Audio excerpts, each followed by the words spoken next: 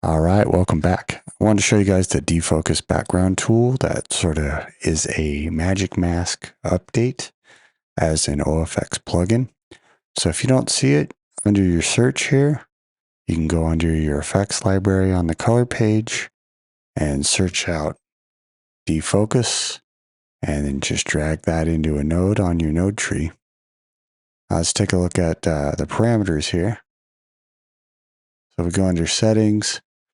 You've got the mask preview, the mask convert, some sliders that control the mask, a couple of effects that make this tool unique, and then a little bit of lens type for the background, and then a global blend. So here's this shot of the boxer.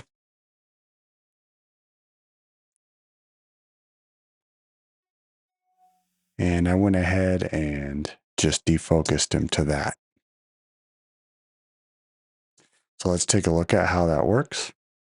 So under the defocus, you're basically going to go choose your picker here and select the object that you want in the foreground focused. And then after that, you track it forwards and backwards, and then you can start playing with the parameters here. So the mask preview gives you a little key type preview on what you're actually masking and how well the edge is. Invert mask just flips it. And then you got mask blur is the outside edge if you're going to feather the edges essentially.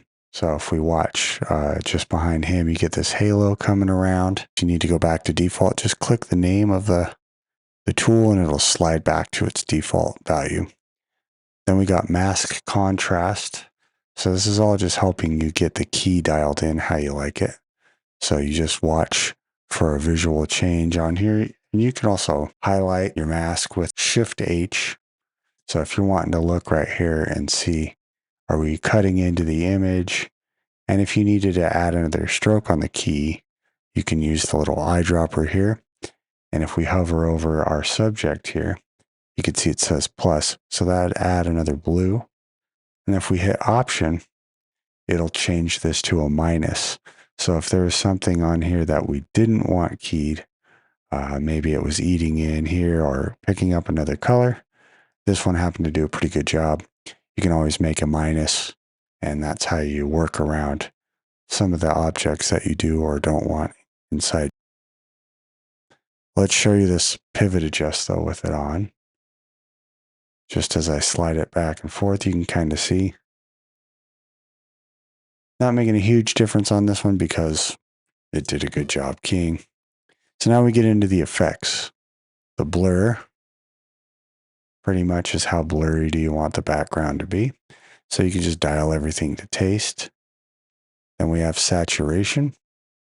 So if you want it like decolorized, a good option to have available there. And then with colorize, you can either use the eyedropper to pick a color out of the background, or you can use any of these options under here. When we chose this color, and then as you slide the colorizer forward and backwards, it's just going to take on more of that color. You could kind of do a sepia tone if you wanted to choose something in the warm range. But that's a nice option to have as just a slider tool. Or you can just take it all the way off and just defocus it with no real colorization. But I thought it looked pretty neat to sort of shift it down a little darker, and that gave you a little more focus on the foreground. And now the lens type tools are also pretty cool. How much anamorphism do you want? It's kind of like stretching the image as if it was not locked onto the focus, like you'd see in a normal camera. And then you can adjust how blooming are the highlights. So all these cool tools that you can dial in to taste. So as with most tools in Resolve, you get global blend at the very last. And you can just dial that in to how much of the effect you actually want to use. That's pretty much available on every one of their plugins. So you could set up all your parameters and dial it back a little to taste. Obviously whatever fits the shot or looks good, but it does a pretty fantastic job. If you dial it in and kind of stick to just subtle settings, it definitely does the trick. So I'll see you guys on the next video. Thanks for watching.